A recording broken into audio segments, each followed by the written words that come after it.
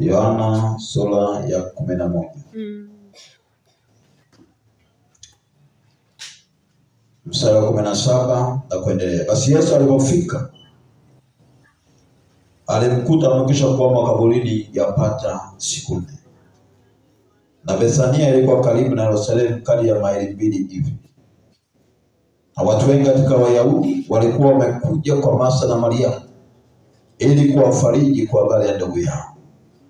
Basi Martha aliposikia kwamba Yesu anakuja, alikwenda kumlaki, na Mariamu alikuwa akikaa nyumbani.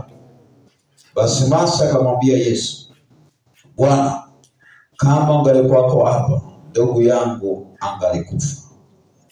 Lakini hata sasa najua ya kuwa yoyote utakayoomba Mungu atakupa. Yesu akamwambia, ndugu yako atafufuka. Kama usikia maneno, ndugu yako atafanyaje? Martha akamwambia, najua ya kuwa atafufuka katika ufufuo siku ya mwisho. Yesu akamwambia, mimi ndimi huo ufufuo na uzima. Yeye aniaminiaye mimi, ajapokufa atakuwa anaishi. Naye kila aishie na kuniamini hatakufa kabisa hata milele. Je, unayasadiki haya? Akamwambia, naam Bwana, mimi nimesadiki ya kuwa wewe ndiye Kristo, mwana wa Mungu yule ajaye ulimwenguni. Naye alipokwisha kusema hayo, alikwenda zake akamwita umbu lake Mariamu faragani, akisema, Mwalimu yupo anakuita.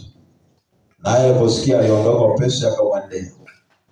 Na Yesu alikuwa hajafika ndani ya kijiji, lakini alikuwa akalipo pale pale alipomlaki Martha. Basi wale Wayahudi waliokuwapo na Mariamu nyumbani wakimfariji, walipomwona jinsi alivyoondoka upesi na kutoka, walimfuata, huku wakidhania kuwa anakwenda kaburini ili alie huko.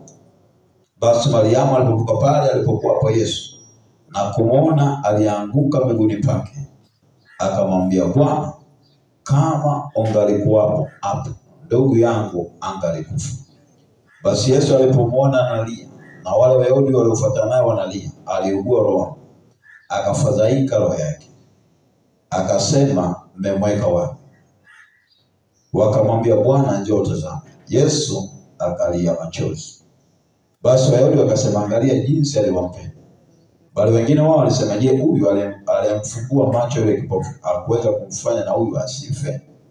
Basi Yesu akiugua tena nafsini mwake, akafika kwenye kaburi, nao lilikuwa na pango na jiwe limewekwa juu yake. Yesu akasema, liondoeni jiwe. Martha dada yake yule alifariki akamwambia, Bwana, ananuka sasa, maana amekuwamo maiti siku 4. Hapo nisikize vizuri. Yesu akamwambia, mimi sikwambia ya kwamba ukiamini utaona utukufu?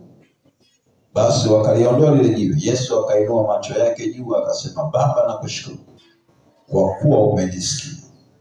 Nami nalijua kwa wewe wanisikia siku zote, lakini kwa ajili ya mkutano huu wanaozuia nalisema haya ili wapate kusadiki kwamba ndio ulinituma. Naye akisha kusema akalia kwa sauti kuu, Lazaro, njoo huku nje. Akatoka nje yule aliyekufa, amefungwa miguuni na mkononi, na uso wake umefungwa leso. Naye Yesu akamwambia, mfungueni mkamwache aende zake. Mungu ayabariki maneno yake. Amina. Tuna semina siku ngapi? 4.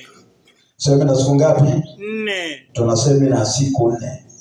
Lazaro alikaa kaburi siku ngapi? 4.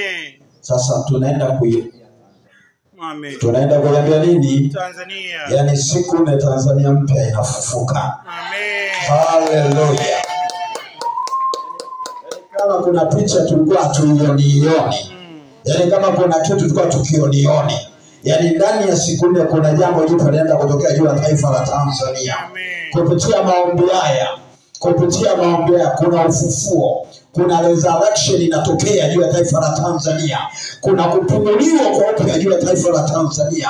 Kuna muonekano mpya juu ya taifa la Tanzania. Kuna kitu kipya kinazaliwa juu ya taifa la Tanzania. Haleluya. Kwa hiyo nataka nikwambie haya maombi ya siku 4 Yani kuna kitu kinaenda kufanyika juu ya taifa. Yani kuna mpinduko usiokuwa kawaida. Shetani alikusudia tunaangamia, lakini Mungu amekusudia hatutaangamia.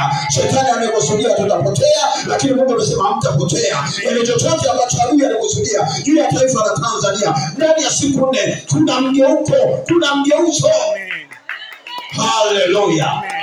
Yani kuna kitu kinaenda kutokea juu ya taifa la Tanzania. Yani kuna namna ambayo Mungu anaenda kutenda na kufanya juu ya taifa la Tanzania. Nataka nikwambie, nabii alikwenda kinabii kabisa. Nataka nikwambie, nabii Dr. Kennedy Mwasumba baba yetu amezungumza hili prophetic words. Yani siku kama Lazaro alikaa siku 4 kaburini, inawezekana kwamba Tanzania ilikaa kaburini siku ya 4 inaenda kufufuka. Haleluya. Haleluya. Yani kuna mtembeo mpya juu ya Tanzania.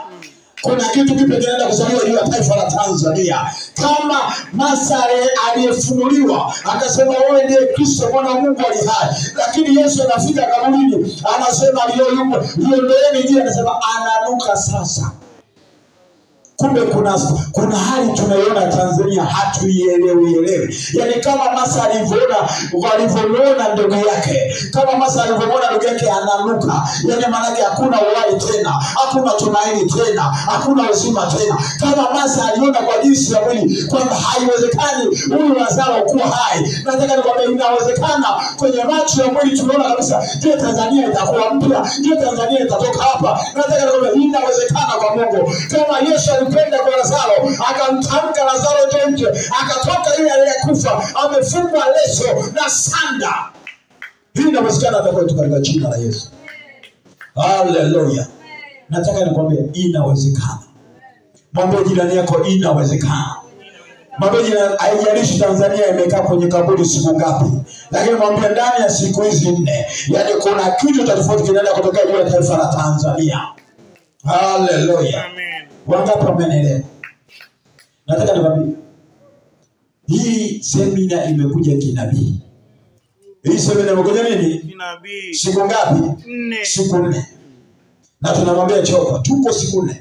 Kama Lazaro alikaa siku ya kwanza, hakuna harufu. Siku ya pili, hakuna harufu. Siku ya 3 harufu ikaanza. Siku ya 4 ikawa harufu kali. Hata dada yake Masa aliyefunuliwa kwamba wewe ndiye Kristo mwana wa Mungu aliye hai, alibishana na Yesu akasema Bwana ananuka, haiwezekani.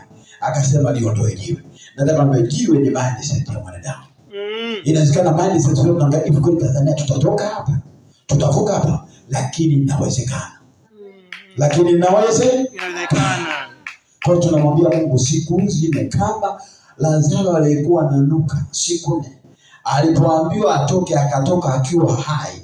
Hakuna harufu, hakuna funza, hakuna mahali ambapo pameoza. Alitoka kuwa na mwili wake fresh usiokuwa na funza. System ya damu ilirejea, system ya mishipa ilirejea. Yani kila kitu kilirejea kikawa sawa, ufahamu wake na kile. Tunaenda kuomba ndani ya siku 4 kwamba Mungu anaenda kuizaa Tanzania isiyokuwa ya kawaida. Ili kongamano linaenda kuzaa kitu kipya juu ya taifa la Tanzania. Nataka nikwambie hata vizazi vyako vitakuwa salama, hata watoto watakuwa salama, hata mama atakuwa salama, hata mtoto atakuwa salama, hata ndugu zako watakuwa salama, kwa sababu unakuja kuizaa Tanzania mpya mahali hapa katika jina la Yesu.